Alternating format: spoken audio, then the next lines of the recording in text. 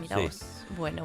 está frío. Estamos en invierno, hay Sí. que pasar el invierno. Bueno, hablemos un poquito de la situación crítica que atraviesa una parte importante de los jóvenes en nuestro país a raíz de la desocupación, que triplica a la desocupación en el sector de adultos. Esto dice un informe que fue debatido en un encuentro que se llamó ¿Qué trabajo para quiénes? Condiciones, brechas y horizontes para el empleo joven, organizado por la Fundación CES y el Centro de Economía Política Argentina. Es un encuentro que se realizó la semana pasada y que puso en evidencia también algunos datos. Por ejemplo, el trabajo no registrado entre los jóvenes alcanza al 65%. Es más del doble que los adultos. Sí. Estamos en comunicación con Joslady Mendoza, integrante de la Fundación CES, justamente. Hola, Joslady. Ignacio y Rocío por aquí. ¿Cómo andás?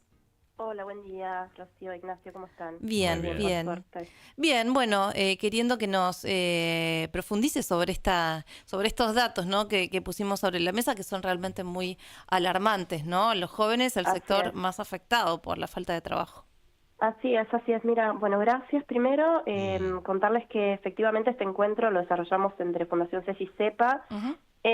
muy preocupados por esta situación crítica, que tal como decías vos, y tiene que ver el informe, o el encuentro tiene que ver con un informe que desarrollamos, que es un monitor de juventudes, que lo que hace es analizar los datos que trimestralmente releva el INDEC a través del EPH, la encuesta permanente de hogares, y ahí lo que estamos viendo es, tal como decía, ¿no? Una situación bastante grave que afecta especialmente a los jóvenes y de la cual no se habla mucho. Nosotros lo que hacemos con este informe es hacer un zoom en algunos subgrupos dentro de los jóvenes, porque el INDEC habitualmente trabaja con, cuando mide juventud, mide de 14 a 29 años. Y nosotros ahí lo que hacemos es dividir ese grupo para entender qué pasa al interior, ¿sí? Y cuando, como mismo decías vos, cuando miramos qué pasa entre los jóvenes de 18 a 24 años, los jóvenes que recién, digamos, en el mejor de los casos, están completando la educación obligatoria, están por ahí con una necesidad concreta de salir al mercado de trabajo, de anticipar esa salida, tal vez de no continuar la educación superior en algunos casos, bueno, vemos que hay una tendencia creciente a la desocupación, es decir, que son jóvenes que no están pudiendo ingresar al mercado de trabajo, que uno supondría, bueno, el mercado de trabajo va habilitando y alojando, ¿no? A justamente grupos que están buscando una primera oportunidad de trabajo en muchos casos. Claro. Eso como para arrancar. Sí. Y otra cosa importante que vos mencionabas respecto de la tasa de trabajo no registrado, que alcanza el 65% de los jóvenes en este segmento.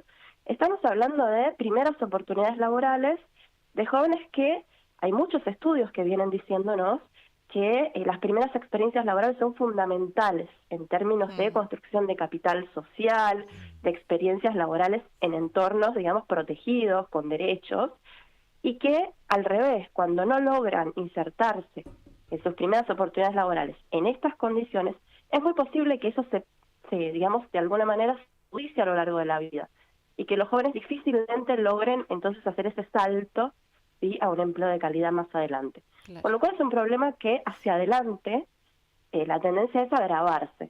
Y mencionarte también que este dato de el trabajo no registrado es un dato que viene aumentando, es decir, nosotros tenemos lamentablemente que decir que la perspectiva es que en los próximos trimestres, porque estos datos se refieren a diciembre de 2024, recordemos que los microdatos de EPH se publican por lo menos con 6 meses, digamos, de margen. En unos meses van a salir los datos del primer trimestre de 2025, donde sentimos que va a haber también una agudización o una profundización de esta problemática. O sea, es como lo que planteás es también una bola de nieve, ¿no? Porque si ese primer empleo es como vos lo describís y la cosa va empeorando, año a año vamos a ver cifras peores, aún peores, ¿no?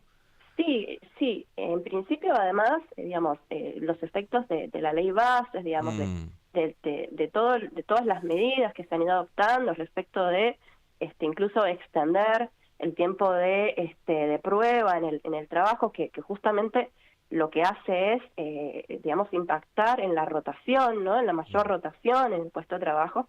Todas estas cuestiones que sabemos que tienen efectos de mediano plazo las vamos a ir viendo en las estadísticas. Y una cuestión que no mencioné, pero que me parece muy importante, es que estas situaciones afectan de manera diferencial también a las mujeres, ¿no? Digo, la lectura que hace la EPH, que cuando mira la variable de género lo hace de manera binaria, es decir, que tenemos la foto de lo que pasa con varones y mujeres, digo, no es todo el conjunto de la población, pero en todo caso da una foto muy importante. Estamos hablando de que en este segmento, digamos, hay puntos, hasta 5 puntos, casi 5 puntos de diferencia entre lo que pasa con mujeres y varones, con lo cual también ahí se asocian otros temas que digo, ¿no? En otro momento podemos hablar respecto de la crisis de los cuidados, cuánto las mujeres a veces tienen que posponer la entrada al mercado de trabajo, o tienen peores condiciones porque por ahí tienen más responsabilidades en el hogar y entonces también acomodar eso. Encima que es difícil conseguir trabajo, digamos que las mujeres son más afectadas por la desocupación, además en muchos de los casos son sostén de hogar también, ¿no? Exactamente. Y si no son sostén de hogar, en muchos casos tienen la doble responsabilidad, digamos, de generar un ingreso porque la familia lo necesita, pero a la vez también tienen responsabilidades en el cuidado del hogar, a veces de hijos o de familiares, y digamos, la situación suele ser mucho más crítica. Esto es una cuestión estructural, también hay que decir, ¿no? Digamos, la situación de las mujeres, pero que en todo caso en un contexto como este, donde aumenta la desocupación, bueno, las mujeres tienden a ser las más perjudicadas porque son las que menos probabilidades van encontrando de incorporarse al mercado. Y en un país donde se eliminaron todas las políticas públicas que justamente estaban destinadas a equiparar un poco la situación, ¿no? Se vuelve mucho más preocupante. Si vos pensás los incentivos a, digamos, primero a que los jóvenes permanezcan el mayor tiempo posible en el sistema educativo, adquiriendo herramientas, mejorando esas herramientas, también habilita que el mercado de trabajo tenga más oportunidad de insertarlos en mejores lugares, digamos, en la medida que también esas oportunidades laborales se generan. Bueno, con la falta de estos incentivos para permanecer en el sistema educativo, con la necesidad y la urgencia de generar un ingreso, ¿no? Bueno, por supuesto todo esto se agudiza. Y cuando uno mira el panorama de la política pública se da cuenta de que, bueno, hay un vaciamiento en los programas, de las políticas que podrían estar, digamos, impactando positivamente en que estos números se reduzcan, y no sucede. ¿Y hacia dónde van?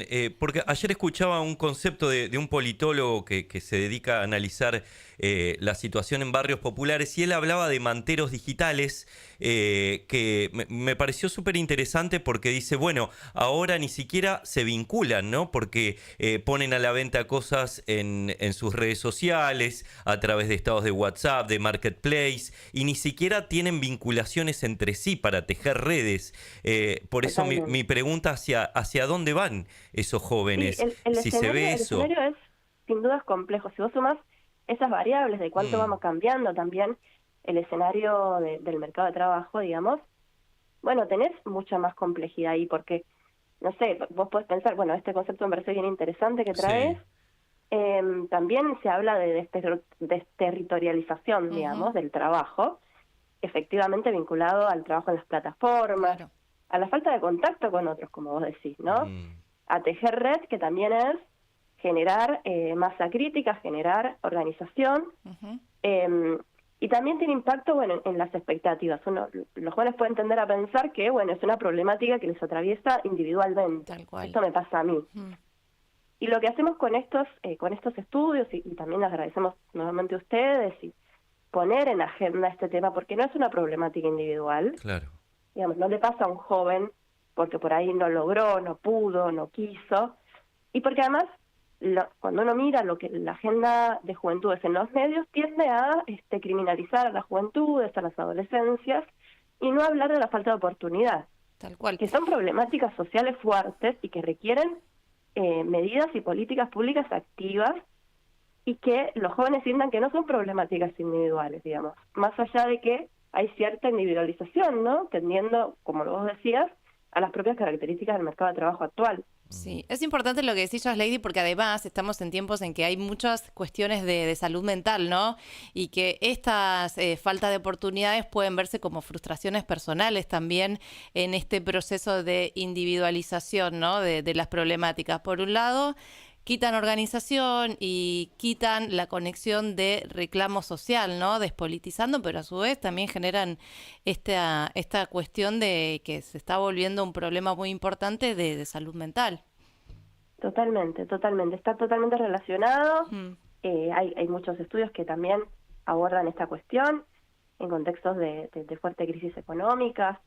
También esto, ¿no? De poder repensar que hay problemáticas, por supuesto hay cuestiones individuales siempre, en todas las trayectorias, en todas las historias, pero que principalmente cuando uno mira estas estadísticas y piensa que, bueno, los jóvenes de 18 a 24 años tienen niveles de desocupación que triplican a la de los adultos, que el 65% de ellos se insertan en el mercado de trabajo en condiciones precarias, digamos, sin garantías de derechos, sin perspectivas, digamos, que también impacta en la posibilidad de construir un proyecto de vida, ¿no? Porque el trabajo es organizador de la vida, en la medida en que uno puede también pensar en perspectiva, bueno, ¿qué puedo proyectar a partir de este trabajo, no? Totalmente. Bueno, todo eso, desde ya que incide en la salud mental de las juventudes, ¿no? ¿Y qué se puede hacer? ¿Se charló eso en el encuentro? ¿Cuáles son algunas de las alternativas, de las salidas o de trazos, de bocetos que puedan buscar una solución? Mira, hay, digamos, por supuesto que es una cuestión que es multidimensional, claro, desde ya que políticas públicas que digamos que promuevan, como decía, la permanencia en el sistema educativo, que promuevan también la inserción laboral en condiciones de calidad, digamos. Hay experiencias en la región de políticas activas de inserción laboral en estas primeras etapas de la vida, donde es tan importante tener una experiencia laboral en un marco de derechos que también genere una perspectiva y una plataforma desde la cual los jóvenes continúen con esa visión y esa impronta respecto de lo que el trabajo representa y de lo que el trabajo garantiza también. Se plantearon en el encuentro cuestiones también muy concretas, como, bueno, la política pública necesita, por supuesto, un respaldo en términos de disponibilidad de recursos. Y ahí se hablaba mucho de la cuestión de la renta, ¿no? Y hoy con esta tendencia, como decíamos, desde el mercado de trabajo, de las plataformas y estos formatos, que lo que hacen es que esperan que el trabajador pague sus propios, los aportes y demás. Claro, haga sus aportes personalmente, pero no por ahí generan renta a partir de lo que estas plataformas sí están recaudando, digamos. No sé, hay muchas plataformas, las de transportes, digamos, las de delivery, que por ahí no pagan impuestos, ¿no? Entonces los trabajadores tienen que por ahí pagar sus propios aportes, que después además son trabajadores que en muchos casos hacen uso de la salud pública cuando tienen una problemática, de la educación pública para sus hijos o hijas, y sin embargo las plataformas por ahí no están pagando impuestos. Entonces hay como también un repensar el sistema impositivo, de manera que haya como un respaldo para poder construir y fortalecer la política pública, para poder hablar de justicia social en sentido amplio y construir justicia social, digamos, a partir de una redistribución de hoy, digamos, el sistema impositivo por ahí necesita repensarse en torno al mercado de trabajo actual y no el mercado de trabajo hace 20 años, digamos, ¿no? Pero bueno, se requiere, por supuesto, una voluntad política, esto es clave, digamos, y eso lo sostenemos profundamente. Creemos que el Estado tiene una responsabilidad y un rol fundamental en esto.